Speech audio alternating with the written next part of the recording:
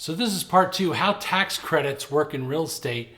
And for this one, I'm going to target more investors or property that you don't live in that's a rental property, okay?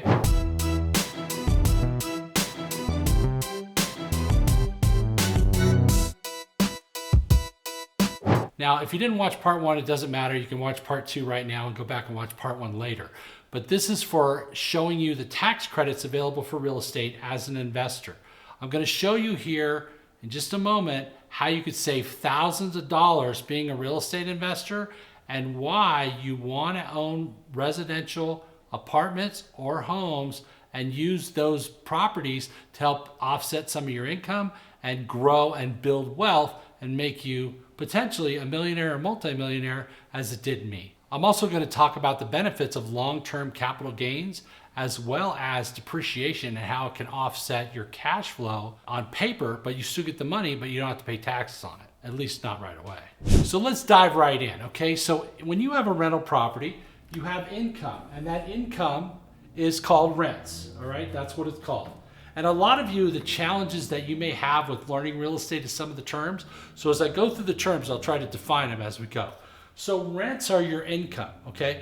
So as an investment property, not something you live in, as an investment property, which means it's a property that you rent, you're gonna have the mortgage interest deduction, just like I talked about in part 1, which you can go back and watch later if you haven't watched it. The mortgage interest is basically the interest you pay on your loan. That's deductible, okay? The next thing that's deductible is your property taxes, all of them, including local business taxes. In some counties or some cities, they charge a local business tax or a licensing tax. All that is deductible. Your water and your sewer is also deductible, okay? Water and sewer are generally provided by the owner, and then the owner pays a bill and deducts that bill. It's part of the business of running the business of owning rental real estate. Next is repairs. All rental real estate is going to have repairs. A plumbing issue or a window that's broken, or an electrical switch that doesn't work, or maybe sometimes more serious repairs like sheetrock damage, or somebody hit the garage door broke, or we have perhaps in an apartment, an electrical panel went out. Those are repairs that are deductible, okay? And then we have maintenance.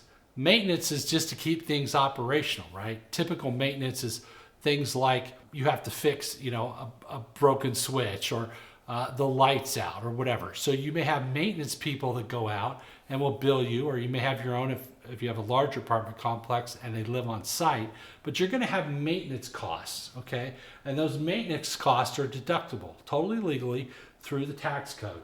Additionally, you're going to have management, okay? Now, if you manage it yourself, that's a little different, but if you have professional management or on-site management, the cost of that management is deductible. So this is not all the expenses, but this is many of them. And you'll see that all these expenses here are deductible from what? From the rents, okay?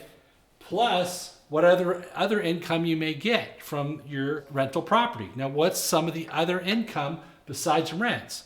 One of them is called RUBS, Residential Utility Billing Service, called RUBS. It's all over the country. Residential Utility Billing Services bill the tenant a portion of, say, the water, sewer, and sometimes the trash, which isn't up here. That's another bill that's deductible, and recover some of that money.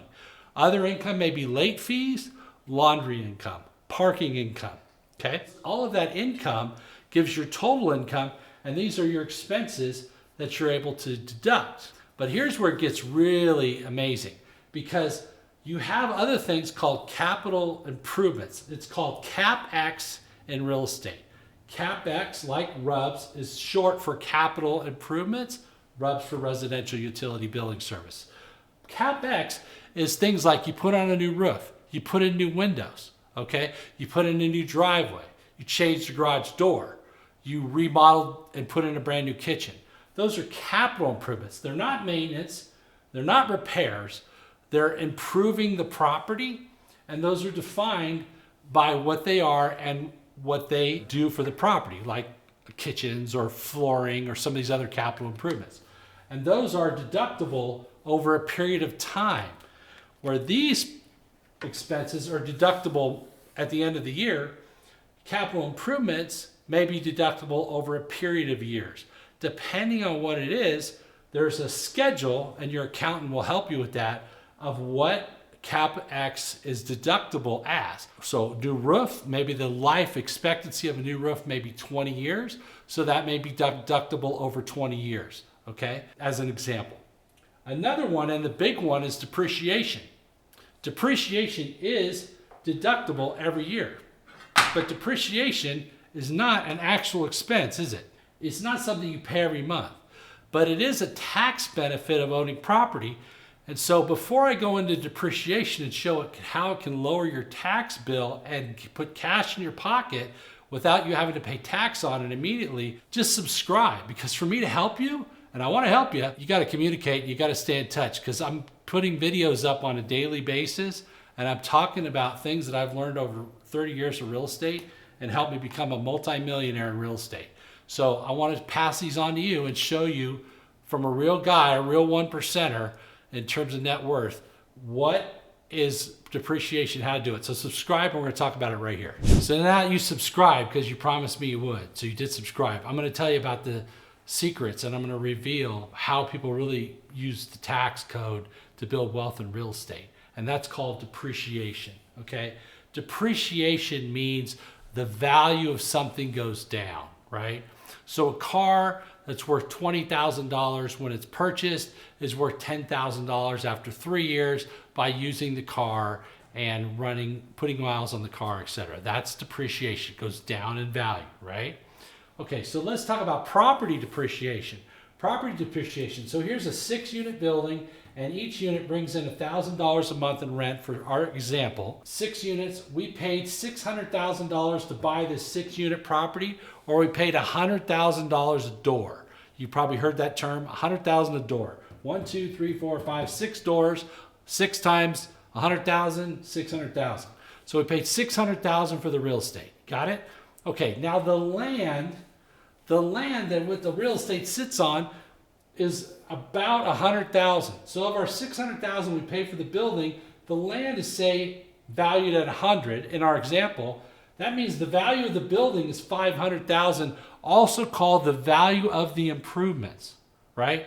So the land, a vacant lot would be worth $100. A vacant lot with 6 units on it would be worth, say, $600,000 in our example. So $600,000 on 100 leaves you $500,000. Here you go. You ready? Because here it comes. The $500,000 is divided by 27 and a half years, because this residential real estate is depreciated over 27 and a half years, meaning the government says that's the formula to reduce the property. So 27 and a half divided by 500,000 gives us $18,181, okay? Now remember, that's paper, right? That's on paper. In other words, we have expenses, which we talked about. We have rent, which we talked about. So $6,000 a month in rent times 12 months, we have $72,000 a month in rent, right? Okay, then we have our expenses. In our case, we're going to say it's $34,000. So 72 minus our expenses of $34,000 gives us $38,000. Our mortgage costs us $28,000. Okay, so $28,000 from $38,000 leaves us $10,000. That's our cash after we pay everyone.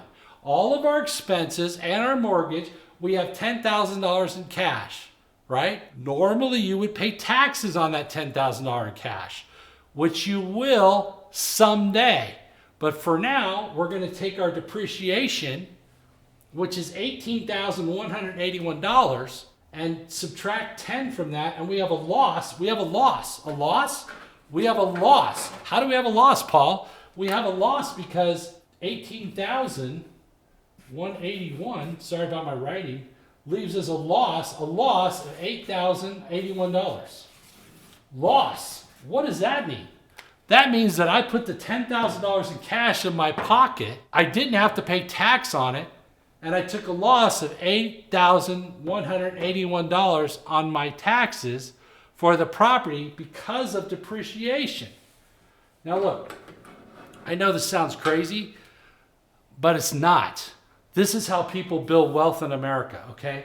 They take property and it is depreciated totally legally over time, and your accountant will help you with these formulas. I'm not an accountant, I'm not a lawyer, it's for informational purposes only. But I'm explaining to you and giving you an education on these things that allow people to depreciate the property and not pay taxes right away, but maybe when they sell it, or never until they die, by trading the property, doing 1031 exchanges, which is what I'm going to talk about in the next video.